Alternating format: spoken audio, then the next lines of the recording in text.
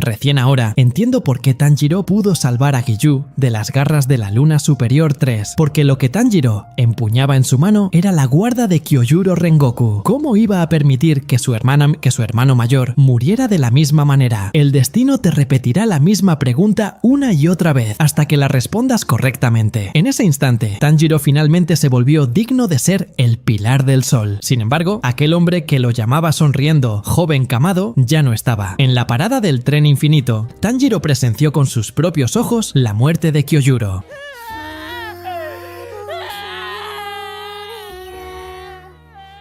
Esa escena se convirtió en una pesadilla de la que no podía despertar. Durante incontables días y noches, Tanjiro se preguntó una y otra vez cómo podría haber detenido aquel golpe. Finalmente, en la fortaleza dimensional infinita, encontró la respuesta correcta. Cuando la espada de Giyu se rompió, protegiendo a su discípulo menor, tal como lo hizo Sabito en el pasado, y estaba a punto de enfrentar la misma muerte que Kyojuro, Tanjiro despertó el mundo transparente. Su furia se transformó en concentración absoluta. No iba a permitir que la tercera luna se llevara a ninguna otra persona importante. Así, con un destello de su espada, Akaza miró con incredulidad su propio puño cortado. Giyu también miró atónito a su hermano menor, que parecía escupir fuego. Nadie imaginó que lo que llegaría antes que la muerte sería la danza del dios del fuego de Tanjiro. En ese momento, esa banda sonora familiar comenzó a sonar. Era el tema de Kyojuro. Parecía que podíamos escuchar de nuevo su risa franca diciendo: «Finalmente has crecido, joven Kamado». Es cierto, Tanjiro. Al hablar de tu crecimiento, no solo tu madre derramaría lágrimas por ti. En este momento, Tanjiro ya no es aquel niño que suplicaba clemencia en la nieve, aquel tren infinito que lo mantuvo atrapado en la culpa. Finalmente llegó a su destino. ¿Y Giyu logró salir del monte Fujikasane que lo aprisionaba? Sí, el destino también le planteó un problema difícil a Giyu. Se repitió una y otra vez hasta que él respondió correctamente. ¿Por qué deseaba proteger a Tanjiro tan desesperadamente? Porque Tanjiro es el legado que Sabito le dejó. Tenía que aprender a proteger a su hermano menor, tal como su hermano mayor lo hizo con él. Por eso, cuando cayeron en la fortaleza infinita, Jutsu sostuvo con fuerza la mano de Tanjiro. Por eso, cuando Giyu despertó su marca de cazador, no hubo recuerdos tristes en su mente, solo empuñó su espada con firmeza, porque la persona que más deseaba proteger estaba justo frente a él. Y cuando gritó aquella frase: «Si quieres matar a Tanjiro, primero tendrás que pasar sobre mi cadáver». Incluso Akaza, que había perdido la memoria, se sintió conmovido. Por un instante, desistió de matar a Tanjiro y decidió derrotar primero a Giyu. Hace cientos de años, parece que él hizo una promesa similar. Le dijo a una niña que la protegería toda su vida. Lamentablemente, rompió esa promesa. Pero ahora, Giyu estaba en la posición que alguna vez ocupó Hakuji, Akaza humano. En el instante en que su ser querido enfrentaba la muerte, él bloqueó todo el peligro. El impacto que esto causó en Akaza fue quizás mayor que el hecho de que Tanjiro le cortara la cabeza. Giyu y Tanjiro, ¿acaso no son otro reflejo de Hakuji y su maestro? Ambos nacieron para proteger. La diferencia es que Akaza perdió, pero Giyu ganó. Por eso Akaza aceptó la muerte voluntariamente, porque en el momento en que reapareció su humanidad, el demonio desapareció. Esta batalla permitió que tres personas desataran los nudos de sus corazones al mismo tiempo. Giyu finalmente superó su propia selección final y se sintió digno de ser el pilar del agua. Tanjiro soltó su obsesión y culpa por la muerte de Kyojuro, bajándose de aquel tren infinito. Los discípulos del agua siempre tienen su propia luz que los guía, y Akaza, o mejor dicho, Hakuji, finalmente regresó al dojo Soryu. Aquella niña estaba allí esperándolo para volver a casa. Recién ahora entiendo que Zenitsu se hizo el tonto durante tantos episodios solo para llegar a la fortaleza dimensional infinita y enfrentarse a Kaigaku. Ese joven cobarde que nunca se atrevía a matar a un demonio con los ojos abiertos, destrozó en un solo segundo el sueño de su senpai de ser una luna superior. Finalmente, el pilar del sueño se convirtió en el auténtico pilar del rayo. Sin embargo, nadie le advirtió que el precio de volverse fuerte sería perder a su abuelo para siempre. Cuando Zenitsu recibió la carta sobre el suicidio de su abuelo, le bastó un solo día para completar la metamorfosis de niño a hombre. Su abuelo murió por la mañana. Para la tarde, Zenitsu ya había dominado la séptima postura, dios del trueno flameante. Esa noche, cayó en la fortaleza infinita con su espada en mano. En sus ojos no había rastro de miedo, solo sed de venganza. Debido a que Zenitsu solía parecer un inútil, Nakime subestimó su inteligencia y teletransportó frente a él a Kaigaku, la luna superior 6 de reemplazo. Esa basura humana no mostró el más mínimo remordimiento por la muerte de su maestro, solo seguía quejándose de que el abuelo era parcial, pero Zenitsu ya no quería escuchar más. Con un solo tajo le dijo: «Senpai, te falta entrenamiento». Kaigaku sintió un frío repentino en el cuello. En un instante, su cabeza y su cuerpo dejaron de pertenecerse. Abrió los ojos de par en par, incapaz de entender cómo ese estorbo pudo crear su propia técnica, la séptima postura. Pensó que el viejo Higoro le había favorecido en secreto, pero Zenitsu le dio la respuesta con sus acciones. La verdadera valentía nace del deseo de proteger, no de matar. Esa técnica de la respiración del rayo fue creada originalmente para luchar hombro con hombro junto a su senpai. Ahora solo servía para limpiar el linaje. El torpe Zenitsu solo podía aprender la primera postura, porque esta exige abandonar toda defensa y lanzar el tajo más valiente. Alguien tan codicioso y egoísta como Kaigaku jamás podría aprenderla. En ese momento, Zenitsu finalmente fue digno de ser un pilar. Lástima que su abuelo ya no estuviera allí para verlo. Al principio, este diente de león amarillo no caía bien. Era asustadizo, débil y mujeriego. Tanjiro lo trataba como a un hermano y él intentaba conquistar a su hermana. Ante el peligro, solo sabía llorar y llamar a Tanjiro. Pero recuerden algo, el último que me llamó inútil fue asesinado por mi séptima postura. Zenitsu nunca fue un cobarde. Lo vimos por primera vez cuando activó su cuenta principal para decapitar al demonio de la lengua larga. Despierto, tiene tanto miedo que le tiemblan las piernas, pero el Zenitsu desmayado es puro instinto muscular. Un tajo, una victoria. Muchos lo amaron por ese ataque, pero yo vi su luz mucho antes, cuando Zenitsu prefirió ser golpeado hasta el cansancio por Inosuke antes que soltar la caja de Tanjiro. Él no sabía que en esa caja estaba su futura esposa, solo sabía que era lo más importante para su amigo. Con su oído sobrehumano, ¿cómo no iba a saber que había un demonio dentro? Y aún así, puso su cuerpo para detener las katanas de Inosuke. En los momentos clave, Zenitsu siempre cumple. Se ganó con creces casarse con Nezuko. Lo suyo es el destino. Hay que decir que Zenitsu parece el hijo favorito de la autora, Koyoharu Gotouge. Aunque su pasado es trágico, huérfano, viviendo solo años en la ciudad y estafado por una chica que lo dejó lleno de deudas, su mayor suerte fue conocer a su abuelo, Jigoro Kuwajima. El torpe y cobarde Zenitsu era el orgullo de su abuelo, quien no solo pagó sus deudas, sino que le transmitió su técnica. Para Zenitsu, su abuelo era su verdadera familia, y todo eso fue destruido por Kaigaku. Ambos eran discípulos de Higoro, pero Kaigaku nunca estaba satisfecho y creía que su maestro favorecía a Zenitsu. Al final, traicionó al cuerpo de cazadores, supongo que tenés,